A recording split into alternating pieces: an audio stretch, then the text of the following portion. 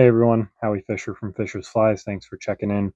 I'm doing a thread splitting tying tip video. Had a lot of requests and questions recently about this, especially for people who got some of my tying kits. So I wanted to go ahead and do a video, hopefully help people out and answer some questions. So I've in the vise here, I've got a pink hog started, which is a pink squirrel variation from the driftless region, Wisconsin, Iowa, Minnesota. For reference, this is a size 14 Arex jig hook and a 3.5 millimeter slotted tungsten bead. I've already got this fly started, so I'm just going to show the thread splitting portion. To get started, though, I did want to talk about thread selection first. Best threads to do or to use for splitting threads are primarily UTC, either 70 or 140 denier. A lot of people like using this because it's naturally flatter than something like Danville. You can also split. You you can also split Vivus 8/0 as well as 6/0 thread, again, pretty flat.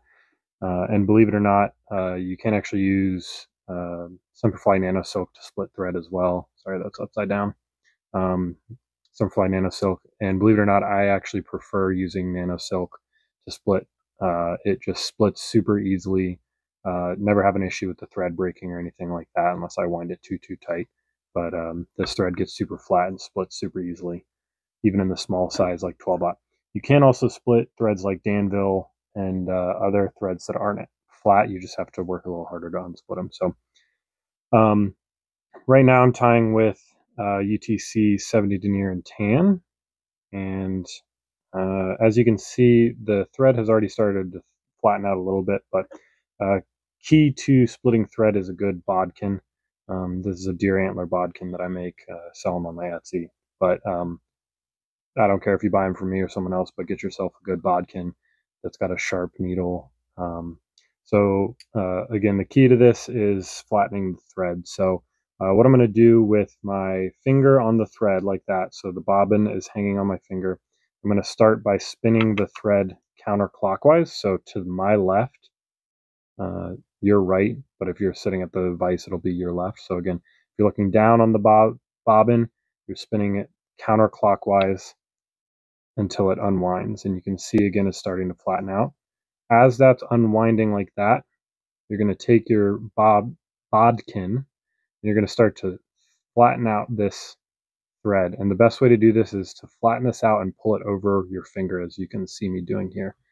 And as you start to flatten that thread out, you just slowly start pulling your pointer finger, the one I'm moving, backwards so that you're flattening out more and more of the thread. This will help you split the thread more evenly.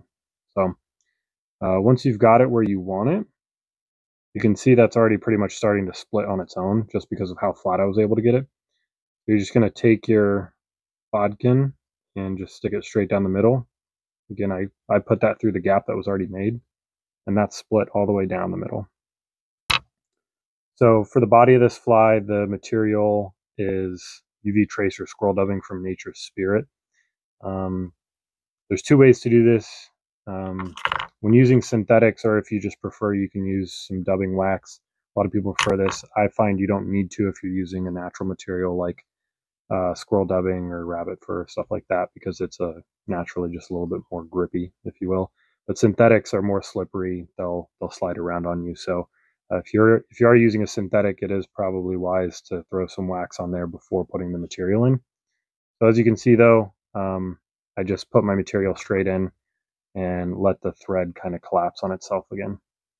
Before twisting it up, I'm going to go ahead and spread this out, get it where I want it, and can always move it around a little bit.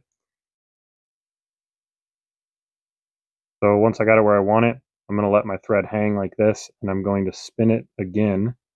And you can use your finger if you want, but I'm going to spin this bobbin clockwise so that that thread cords back up. So I'm spinning it to my right. And nice thing about natural materials is you don't really have to do a whole lot of brushing out or picking out. You can see this dubbing loop is already really good. So once I get it where I want it, then it's just straightforward from there. I'm going to wrap it forward, brush it back here and there. I like to add a little bit more material than I think I need. You will lose a little bit. You can also brush out more if you need. Last tip, be careful. When you do a dubbing loop like this, if you twist it too much, if you put too much pressure on it here at the end, it is prone to split or completely break. So just be careful with that. Once you get that dubbing loop secure, give it a couple wraps up here at the head like I'm doing right now, and then actually let the thread untwist, or you can untwist it manually a little bit. This will significantly decrease the likelihood that it's going to break on you as you finish the flat. So again, that's a kind of thread splitting 101. I really hope this helps answer some questions.